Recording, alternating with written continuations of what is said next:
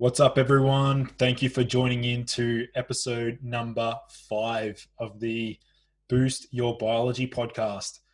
I'm your host, Lucas, and today we're going to be discussing all things testosterone.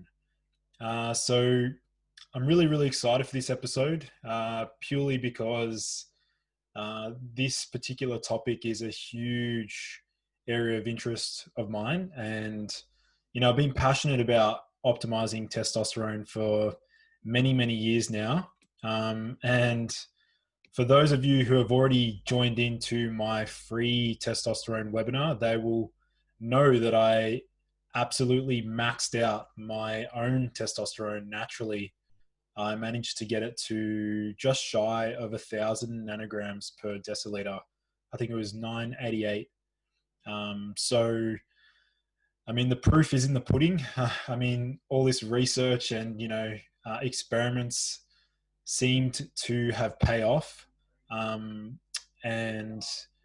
I will be sharing a little bit of those hacks in today's episode, but I thought I'd start out by giving you guys a little bit of a background into why testosterone is so important and why I personally believe every single male should be striving to achieve the highest possible natural levels of testosterone.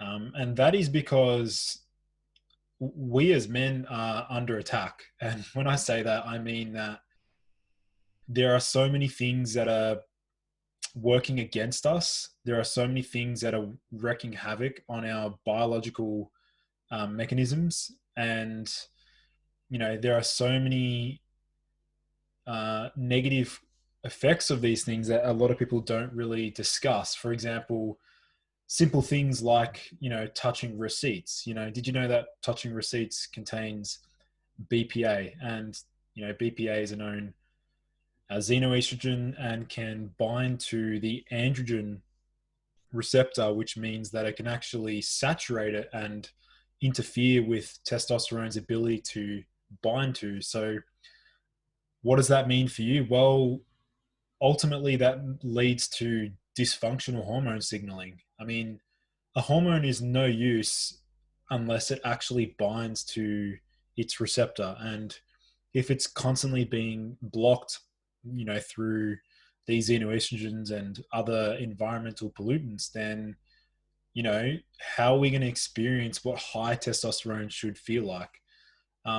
So let's sort of delve into, I guess, what high testosterone feels like. I can speak from my own experience that having high testosterone, and I'm not just saying it's not all about testosterone, there are other hormones, and I look at it as an orchestra. Testosterone is definitely, I'm going to use the word T from here onwards. So T is one of the many hormones that governs how a man feels. However, there are many other hormones that also play a role that definitely deserve attention. And I think I'll dedicate, more podcasts around the other hormones. But today we're focusing purely on testosterone. So going back to how high testosterone feels, well, to put simply, you wake up with morning wood, you have outstanding libido, as in like you can get an erection anytime you want. You recover well from your workouts. You feel strong in the gym. You feel very driven, very focused, very motivated. And all of this has been scientifically, researched. There are plenty of studies that suggest that, when a man optimizes his testosterone, there are so many other elements of his life that seem to come together. I've seen many relationships break down due to guys having low T. And for me, that actually just frustrates me, because it's like, well, how are we ever going to know what a guy can fully achieve unless he, how's he ever going to realize his potential unless he fully optimizes his testosterone? So that's enough on, I guess, how testosterone makes you feel. I mean, ultimately, if you think of, you think back to your grandfather. I mean, your grandfather, you know, would have had testosterone 40% higher than what your levels are today. Because I mean, there's been a global decline in T levels over time, and that's due to many reasons. One of which is I already mentioned is the xenoestrogens in the environment, and also obviously stress and sleep and other factors also play a role.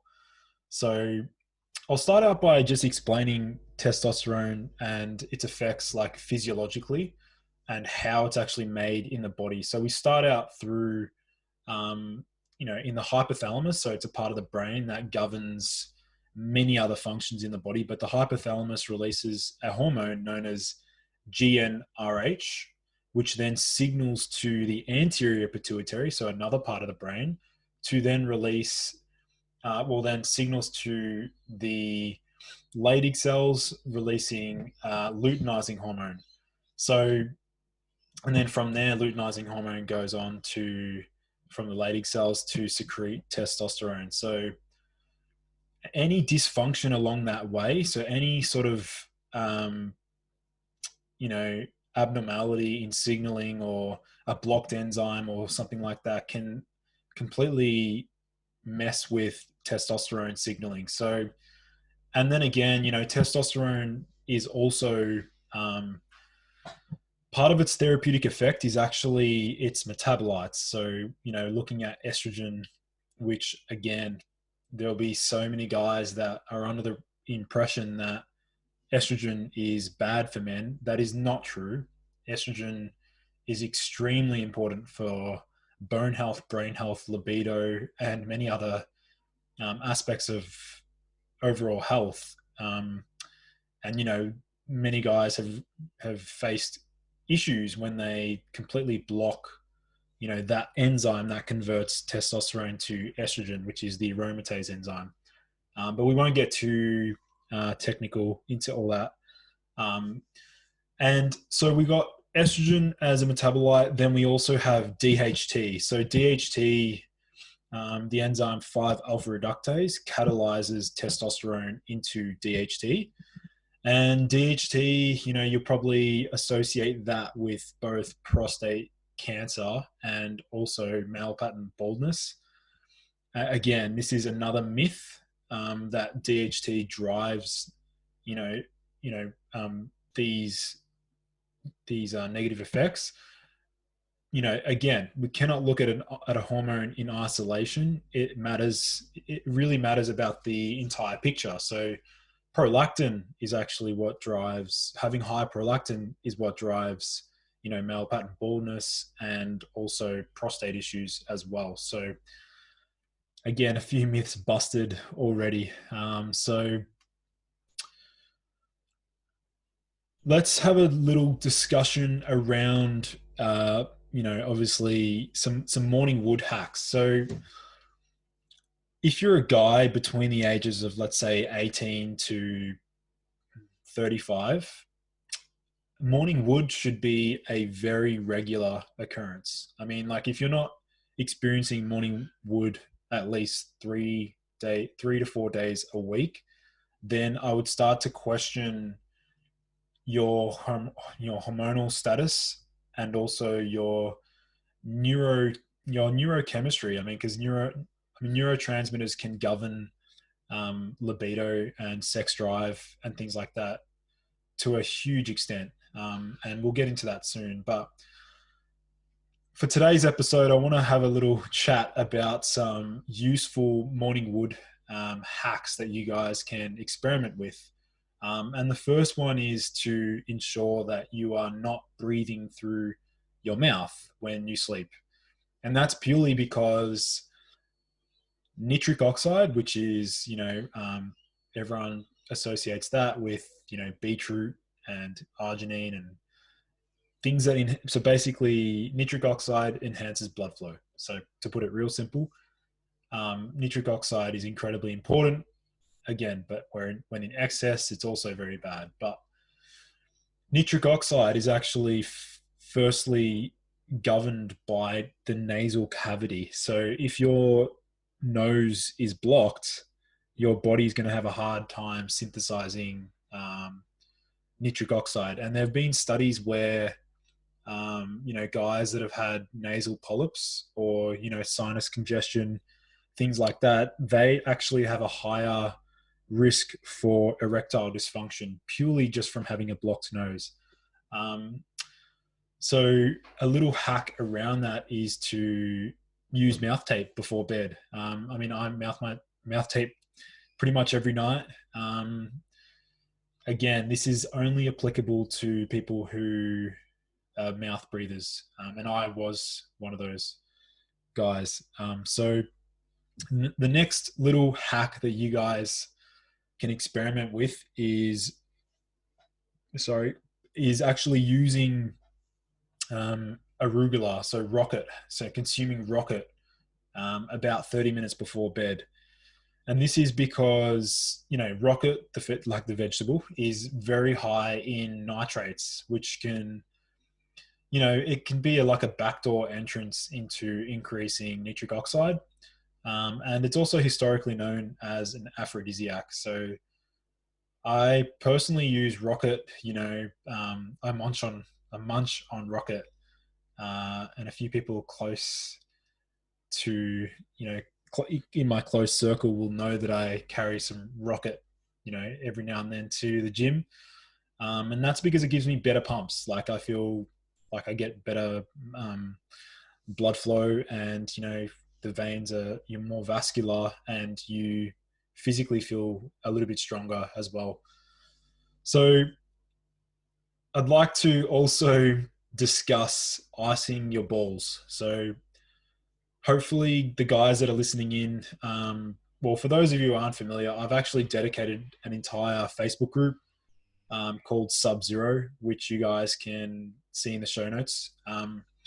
But basically, I first started icing my balls about 2 years ago. And I remember the very first time I did it, I noticed that I had a deeper voice, like maybe 30 minutes after icing. And I also remember feeling just physically jacked, physically amped. So I started doing that before the gym, and then I started doing it before bed. And yeah, I just noticed that my morning wood was way more consistent, and I felt sexually supercharged. Like, and I'm not the only guy that's reported that. Literally every over 1,000 dudes that are in my group have also said the same thing. And also the clients that I've worked with, a few guys that I'm doing consulting with, they've also reported back significant improvements in libido since starting. So definitely encourage guys to ice their balls. I did a post on this. You can learn about the science behind why you should do it. But to put it simply, cooling of the gonads has been shown to increase sperm motility, sperm volume,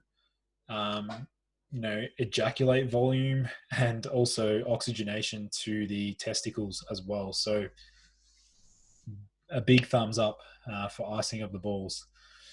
Next thing I'd love to chat about is Eclonia Carver. So this particular seaweed is possibly, in my opinion, the best supplement you can use to optimize blood flow, but to do that in a safe manner, because if you supplement with arginine or citrulline or other nitric oxide donors, these can be problematic because they actually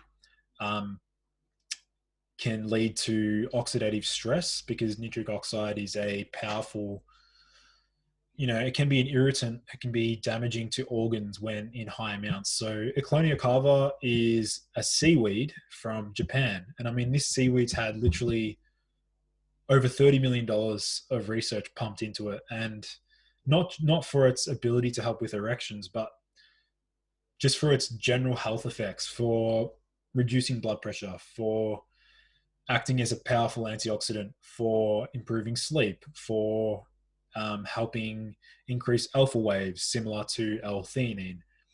So I always encourage guys to utilize this Eclonia Carver after dinner. I rotate it. I mean, I don't use it all the time, but I noticed after 4 weeks of consistent usage, I no longer really needed to use it much, because the morning wood was so strong and so consistent as well. So definitely a huge fan of Eclonia Carver. So next up, we're going to be touching on reloading your erections quicker. So when we look at, so let's have a look at basic physiology. So when a guy gets an erection and then he ejaculates, let me preface this. So ejaculation and orgasm, they are two separate phenomenons. So you can ejaculate without orgasming, and you can also orgasm without ejaculating. But I won't get into all the Taoist principles and things like that. And, tantric practices, that's not really my thing.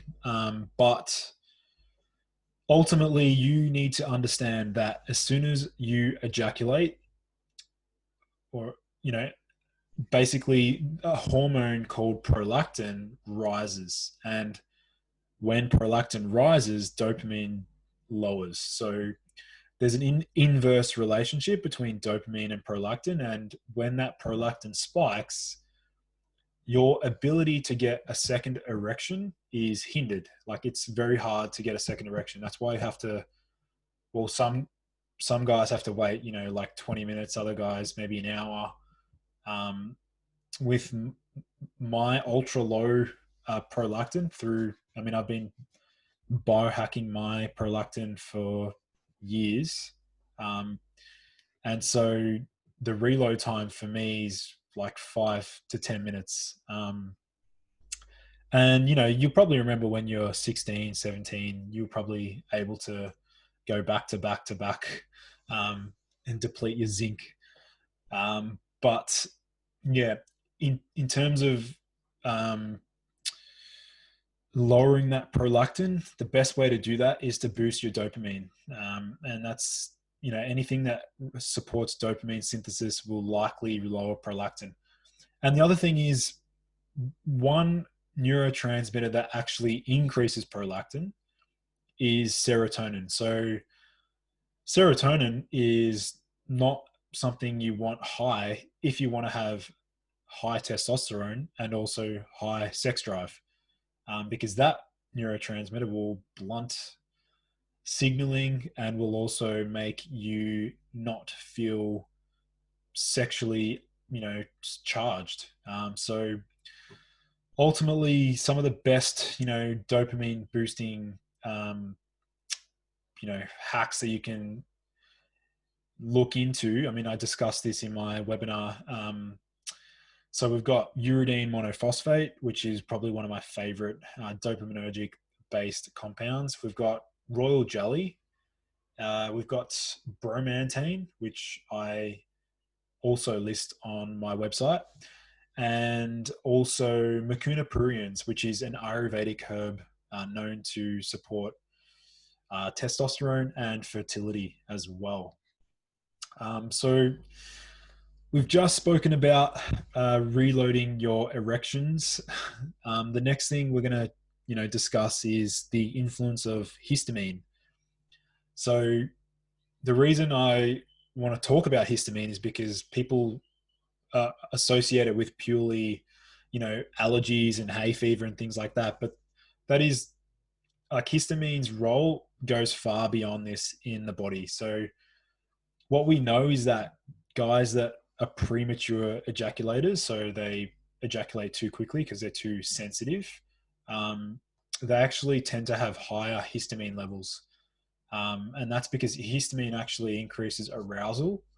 And, there's various histamine receptors that, we can tinker with to ultimately, influence ejaculation time. So that's like time to ejaculation. And if a guy has delayed ejaculation, difficulty actually orgasming or ejaculating, there's a good chance that he requires some sort of histamine boost. So there's a range of compounds that can support histamine production, and there's many nutritional cofactors as well that can play a role in that as well. But speaking of delaying ejaculation, so there's a herb known as burdock root, which is a powerful like lymphatic. It helps with supporting detoxification and lymphatic drainage in the body. Burdock root is actually, I saw a pretty impressive rat study where burdock root significantly delayed the time to ejaculation in these male rats. So what they did is they, gave these rats a small amount of, it wasn't a small amount, it was a therapeutic dose of burdock root. And it seemed to increase the intromission mounts. So how many times the male rat wanted to mount and mate and have sex with the female rat. And also they measured a few other parameters as well.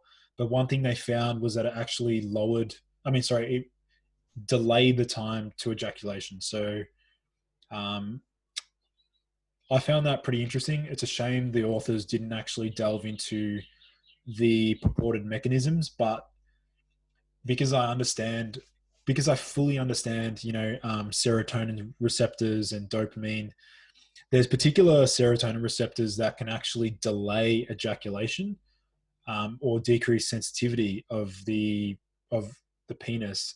And my hypothesis is actually that burdock root, binds to one of these receptors, the 5-HT2C receptor, and possibly acts as a antagonist, delaying ejaculation through that mechanism. But I'm sure there's probably other mechanisms at play that we just don't understand yet. So if we segue onto specific foods for boosting test, well, let me just start out by saying that any guy in a caloric deficit, or any guy that is regularly fasting, is likely to not have optimal T levels. And that's because being in a caloric deficit is a great way to increase cortisol. And cortisol is the opposite. I mean, it competes and actually directly lowers testosterone. So any sort of, because we know that, being in a caloric deficit is a stress to the body. This can therefore translate to having a negative effect on male hormone secretion. So that's definitely something a lot of guys need to pay attention to. On the contrary, we have guys that stuff their face with crappy foods and want to eat biscuits and chocolates and things like that. And these foods are high in polyunsaturated fatty acids, PUFAs, and they are known to cause oxidative stress in the testicles and also completely block testosterone secretion as well. So avoiding, processed foods is critical, is absolutely critical. So on the contrary, we have, saturated fats. So I would say that, well, based on research, saturated fats appears to be the best, both saturated fats and monounsaturated fats. These two types of fats appear to be the best for male hormonal health. So for people who aren't familiar, saturated fats are animal fats. So, beef, chicken, eggs, things like that. Whereas monounsaturated fats, they are usually plant-based or, nuts and seeds. So macadamia nuts are one of the best sources. Almonds, we've got avocados, coconut oil. All of these are excellent for male hormonal and T levels as well. So I really want to, I really, really want to encourage guys to just take control and stop accepting the way you feel as good enough, because you really don't know how good you can feel. And like when you reach that level, it's like you don't want to be any less than that, because I mean, our time on this earth is short, and let's make the most of it. Let's try and feel the best that we can every single day. And don't feel embarrassed to want to optimize T levels. I mean, if you're if you feel like your libido is struggling, or and that could be due to a variety of reasons. It could be due to, we've got hormonal imbalance, we've got a neurotransmitter dysfunction. So we're talking dopamine receptor issues. We're talking serotonin dominance, which is a negative. We're talking, adrenal dysfunction. These things are all going to have a negative effect on male hormonal signaling, and also libido. So, yeah, I guess all of these factors in signaling. So I'll just quickly.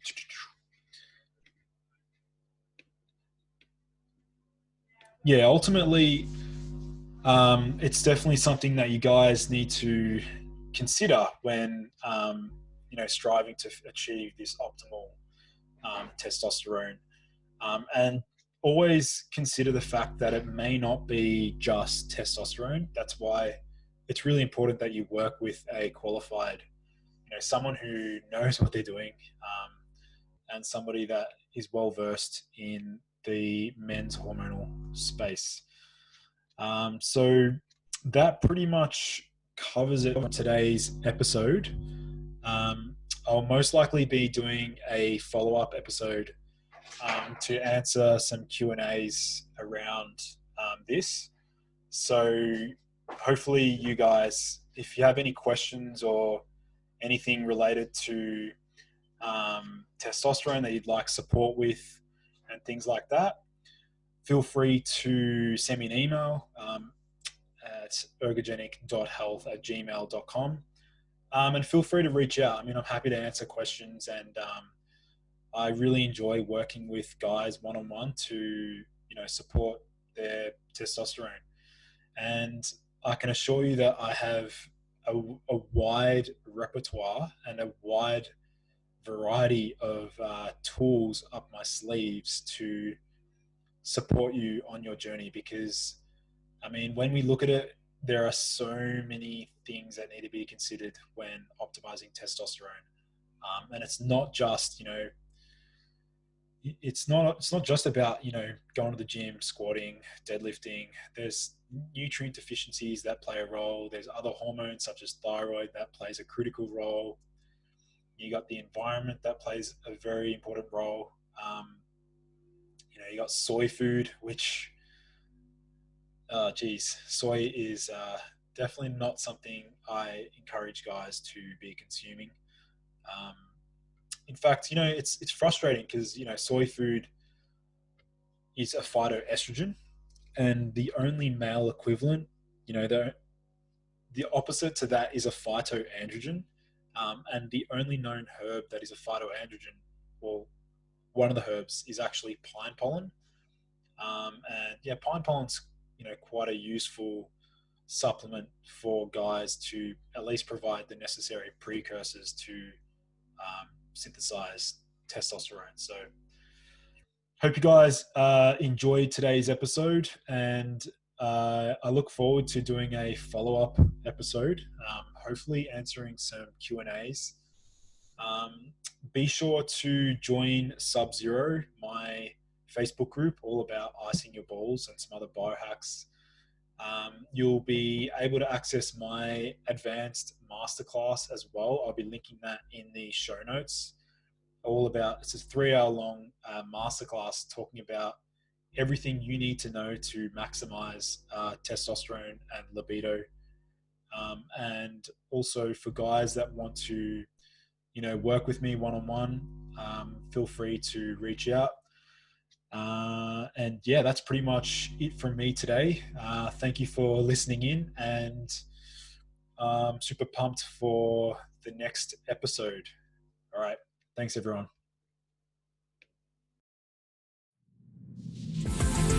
Thank you, everyone, for joining in to today's episode. For in-depth show notes and lessons learned, visit nofilter.media/boost your biology. This has been a No Filter Media production. Say what you want.